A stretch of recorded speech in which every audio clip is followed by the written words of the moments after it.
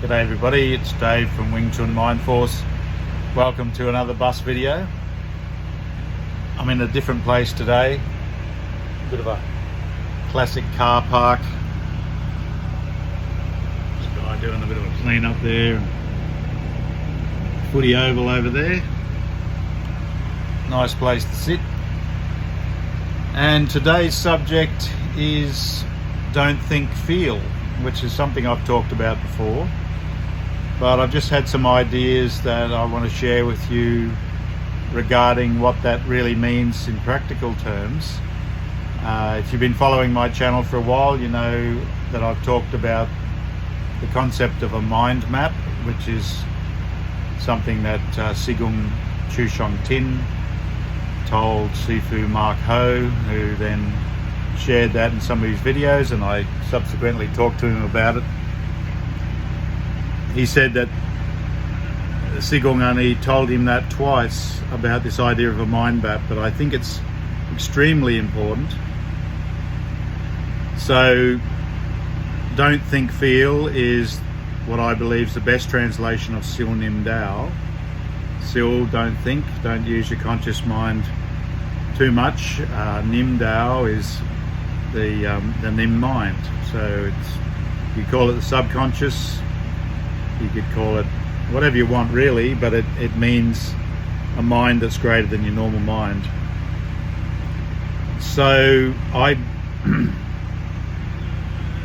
one of the best translations of it is feel. Nim Tau means feel or feeling, a feeling. And so the mind map is not just a sort of a virtual 3D abstract mapping of your body in your mind like a blueprint. It's actually a feeling. So you're mapping feeling all over your body. So you bring your mind to the palms of your hands, the bottom of your feet, the front of your knee, the back of your neck, the front of your chest, your stomach, wherever you want to move it. Feel those places, and it's not hard to do. If you just sit there and think about parts of your body, you should feel something, even if they're not moving or touching. So it seems to me that this mind map is a feeling map, and in that last couple of great videos I made with Sifu Series, he was emphasizing thinking up, feeling like up periscope, putting your mind into your elbow and your forearms and your hands, and moving from the elbow, moving from beyond the tip of the fingers, putting your mind in your wrist. These are all common things in Wing Chun, but they're all feelings. And so they're mental constructs, but they're also a real feeling that we actually feel. It's the same with relax, expand, inflate, whatever floats your boat. It is a definite feeling, and when you expand your joints you can feel it happening, and when you flow towards somebody you can feel a feeling as if something's actually moving in you, not just an abstract thought. It's a feeling. So that's a really important thing, to get this feeling map of your body. And I've talked earlier, previously about proprioception, which is sort of the same thing, where they say the rear of your brain, the cerebellum, questions your body and says, what state are you in? Are you relaxed or tense? Apparently, sort of questioning your nervous system, but goes throughout your whole body and saying, where are you? And this is how we find ourselves in space. This is how we balance. This is how I can close my eyes and touch my nose. Yep. Touch my ears. You've got a mind map, literally, of your body. And it's the same thing. Same thing.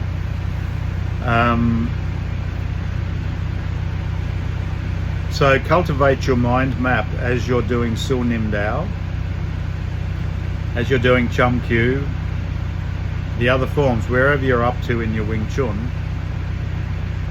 Cultivate a feeling map, and as strange as it seems, you can feel the wooden dummy, you can feel the knives, you can feel the pole. And when I started as an artist, I remember my first teacher talking about it was like you could reach out and feel the pose, and I really didn't understand. But after a long time of drawing, I started to, it was like I could actually feel, I could see the pose, I could sort of feel it in some kind of virtual place in my mind, but I could actually feel it. I could feel this body in my mind. So it's a human strength, it's a human superpower, really. The next stage is when you don't feel it.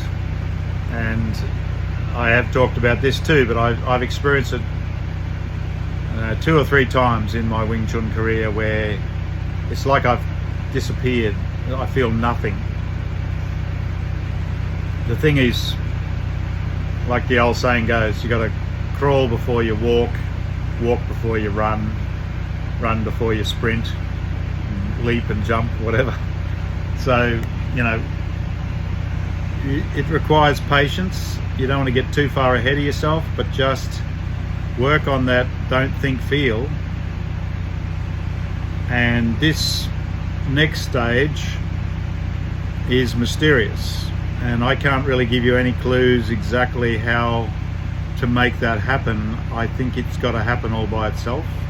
It's like it hits all by itself. It's that level of, it's like a subconscious, superconscious switch on, and by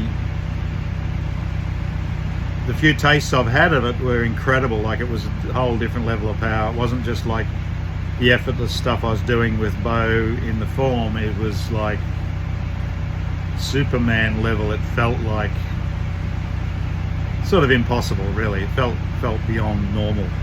So I'm just telling you about that because that's might seem like a contradiction. I'm telling you to don't think, feel, and then I'm saying, well, at the higher level you don't feel, but you've got to feel first, make that mind map, and then something happens and you just become a purer, higher level of mind force. So if I can ever achieve that properly, I'll tell you about it. But at the moment I'm still, like everybody else, trying to work towards such things. So I'll sign off there. It'll probably be up tonight or tomorrow night, as well as this video is an interview I just did with Sifu Earle from New Zealand, who's just the most amazing practitioner who's been practicing Wing Chun since the 70s. He's not purely of Chu Shong Tin lineage in that his Sifu was a student of Yip Man, but trained under Sigung Chu Shong Tin in his early days. And so yeah, he's Sifu Earle is spot on. He's a good mate of Bo's. He actually taught Bo in Bo's early days. He has huge respect for Bo and Ivan Howe and many other people. Anyway, I hope you'll find that interesting. That'll be 2. We had quite a long talk, so there's a bit a really interesting bit of a history of Chinese Kung Fu in New Zealand, and a bit of early Kung Fu history from the 70s, both in New Zealand and Australia. And the second part of the interview is where Kevin gets right into some really amazingly interesting principles and ideas that'll greatly help you. And I specifically said, you know, I want you to give things to my viewers that'll help them in their Wing Chun. And also I'll be posting in the video some clips from Sifu Kevin doing some really trippy stuff with the pole and with the dummy that I'm sure you'll enjoy if you might have seen it already. So I'll leave it at that. God bless you and keep you. Have a great Christmas. Enjoy the festive season, and I'll see you next time. Bye.